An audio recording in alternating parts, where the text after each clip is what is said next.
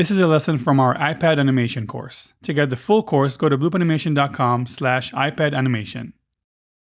In this video, we're going to animate the third scene of our short here in ToonSquid. Now this scene is actually pretty complex in the sense that there are a lot of elements, but each individual piece should be easy. First, let's set up the new project. I'll give it a name, and in this case I'll set the default workflow as keyframing since most of the parts of the scene will be keyframe animated. Now this is a new lighting environment for Hitch, so I'm going to want a new palette. Here in Procreate, I've tinted Hitch for this lighting like we did before, and now I'm going to export this image and bring it into ToonSquid. In ToonSquid, I'll go to the library and hit the plus sign to import from files and get the background. Then I'll sample Hitch's colors from that to create the new palette here in ToonSquid.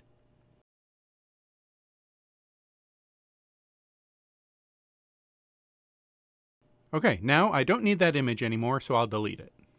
The only other color I'm going to need is the green light from the beam itself.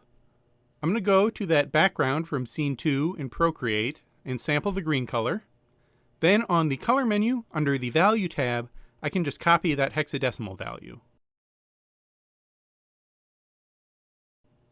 And back in ToonSquid, go to the Color menu here, Values tab, and paste that hex number. Then I just need to click to add that to the palette. Then, to get the timing from the animatic.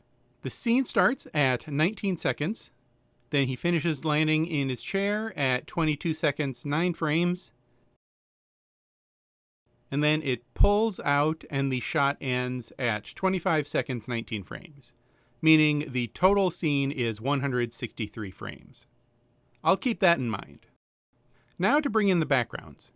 Like in Scene 1, we need two versions of the background for when the beam is on versus off. So I'm going to import those to the library.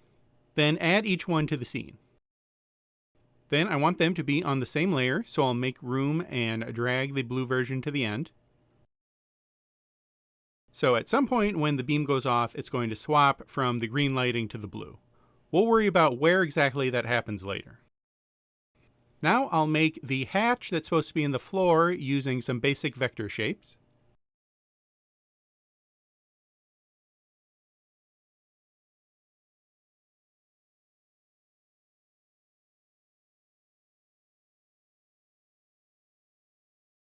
I'm going to turn this layer into a symbol so I can do the animation inside it.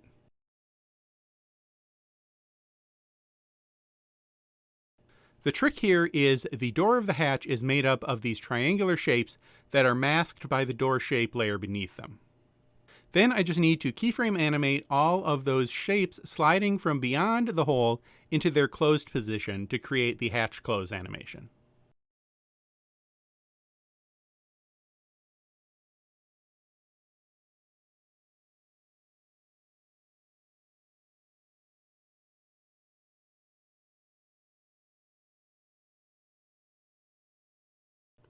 Then I'll color everything to match the blue lighting environment.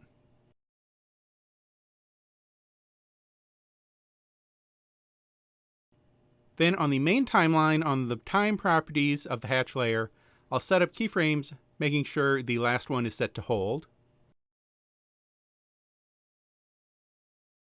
Then by moving around those keyframes, I can make the hatch close whenever I want.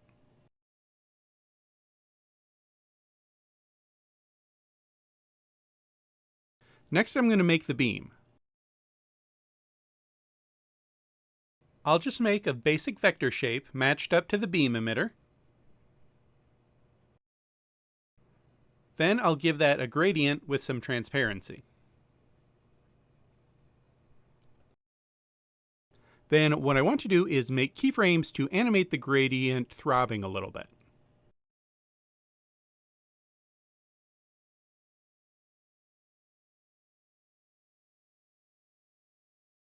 I'm actually going to make that a symbol first, and then repeat the keyframes to make the gradient animation loop.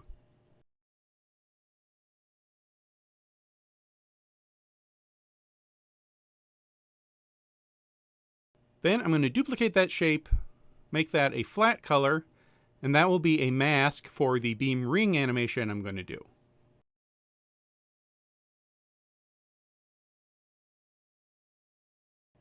Got to turn on hide mask. Then, like in the previous scene, I'm going to make an animation of rings rising up the sides of the beam. Once those frames of animation are done, I'll turn that layer into a symbol, toggle the mask back on, and since a symbol loops by default, I can just stretch that symbol out for the length of the timeline. So now the beam will always have that animation.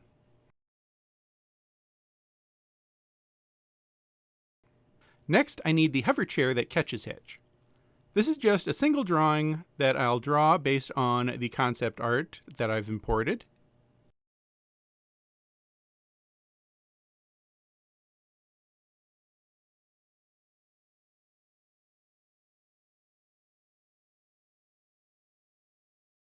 We'll animate this with keyframe animation later.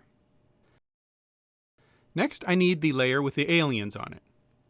I have that painted here in Procreate. I'm going to turn off the background and the stage color and export a transparent PNG. Then I'll just import that into ToonSquid,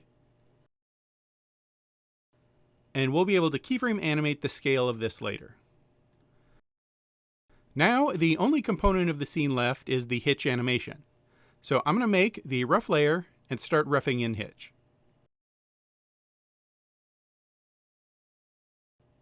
This is pretty much the same process you've watched me do before. This time I'm just doing everything on 3s.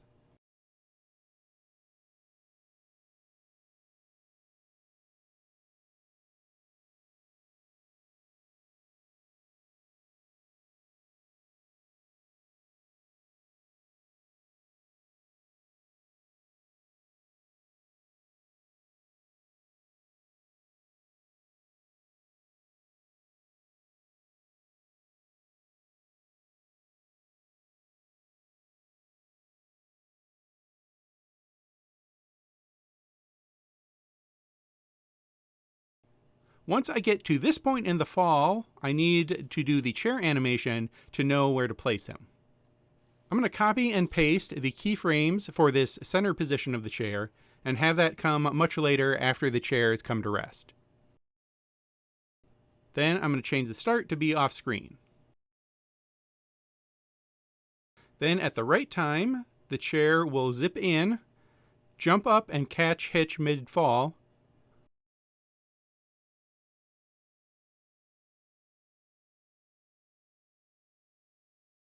and I'll make sure to include a little cushion and bounce as it comes to a stop.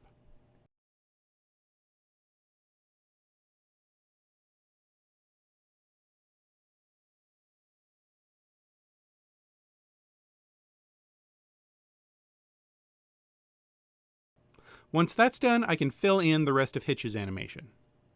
I'm still drawing this on 3s, even though the chair's animation is on 1s. Once I have each of these drawings colored, I'll make copies of them and just adjust their position to put them on 1s matching up with the chair.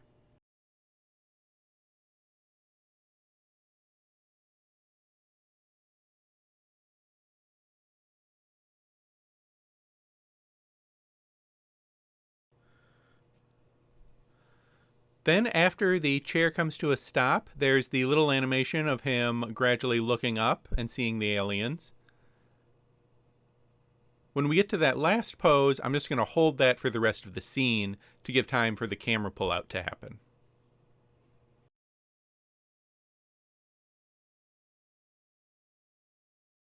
Once we have that, I can make sure that the timing of the keyframes on the hatch and the turning off of the beam happen at the right time.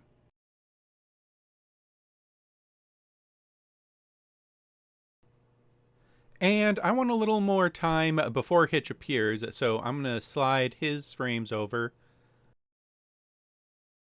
and then scoot the keyframes of the chair over to match.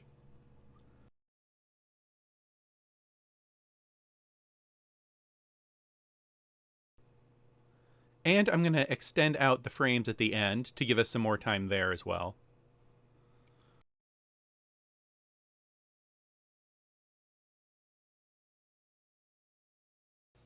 Okay, that looked good. I just didn't have the background layers extended far enough. Now, the last little bit of animation we have to do is the camera pullback. So I'm going to add a camera layer, and I'll copy the default keyframes to the end. Then, back at the beginning, I'll use the transform tool to scale down the camera to start pushed in on hitch. Then I'll copy and paste those keyframes to where I want the camera pull out to start.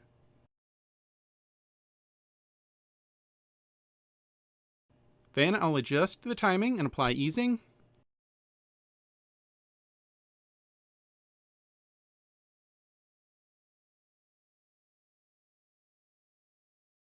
Now I need to extend all my layers to make the scene last longer.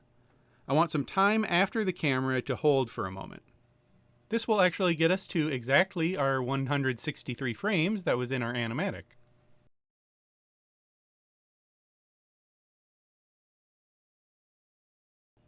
Then, once the camera's animation is where I want, I also need to animate the alien layer to make the perspective move convincing. I'm going to start by copying the default keyframes to the end, matching up with the end of the camera pullback. Then, at the same point as the start of the camera animation, I'll scale up the aliens to be just out of frame.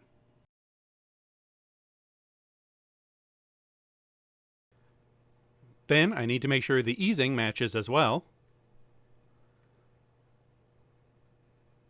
And then I need to copy those keyframes to the start so that they start in that position.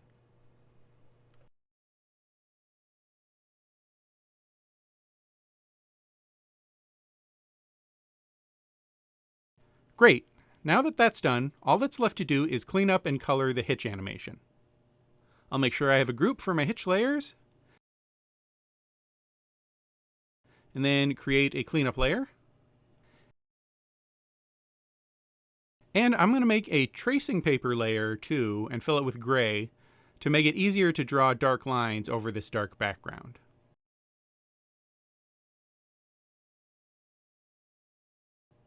Now I'm going to start making cleanup drawings using a vector inking brush.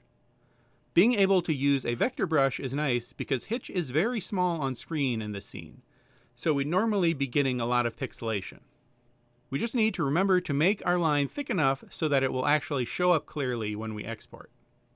It's easy to get lost trying to put in too much detail when you're working with vector tools. Always zoom out to check how it actually looks in the final screen size. From here, this is the same old cleanup process you've seen me do before.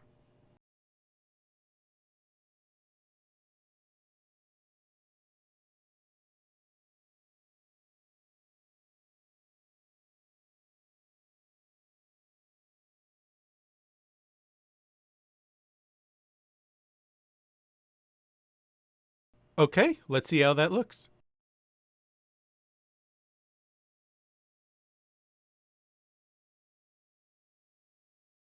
Now that that's done, we're ready to color. So I'm going to make a color layer, and I'm going to go ahead and make empty drawings matching up with the timing of the cleanup.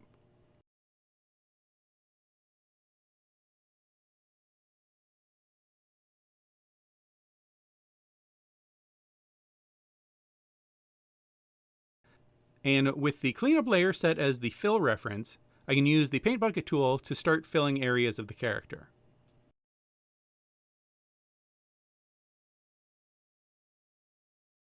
And to make sure I'm not accidentally coloring the line itself, I'm going to lower the opacity of the cleanup line. This also helps you make sure you're not accidentally coloring on the cleanup layer. From here, it's the same process we've seen before. You might run into issues trying to use the paint bucket tool with the vector brush cleanup line. Especially when drawing this small, you might run into glitches where the fill tool doesn't register the area or colors the wrong thing. If you run into this, I'd recommend just coloring as much as you can, and then go back to the spots that don't work and just redraw the lines around the areas to try to get them to fill. Worst case scenario, you always have the option to just paint in the area with the brush tool.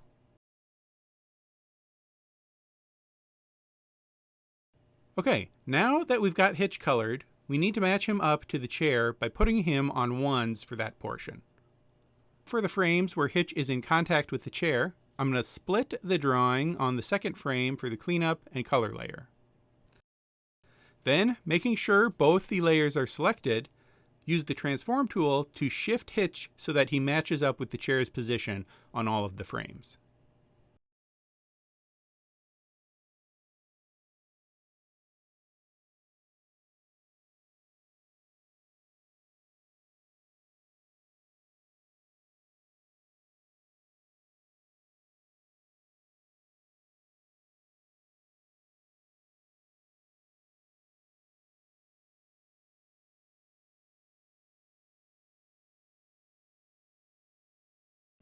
When the chair bounces up, I'm actually going to take this opportunity to make Hitch fly up out of the chair a tiny bit, just to make sure it doesn't feel like he's glued to it.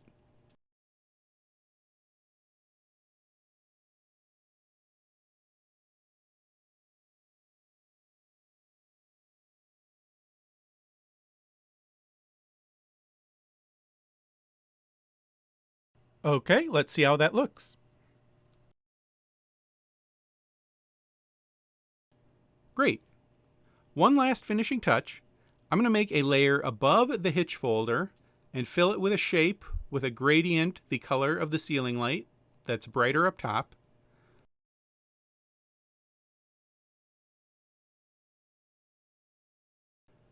And call it gradient tint. Then on that layer, I'll hit toggle mask to make it clip to the Hitch folder below. So now, the closer he is to the light, the more washed out and tinted he is.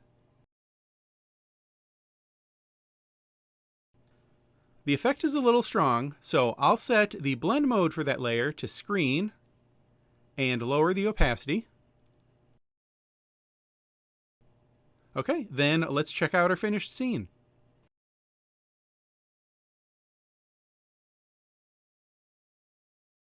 Great. Next, we're going to be doing the next scene of our animation here in ToonSquid as well.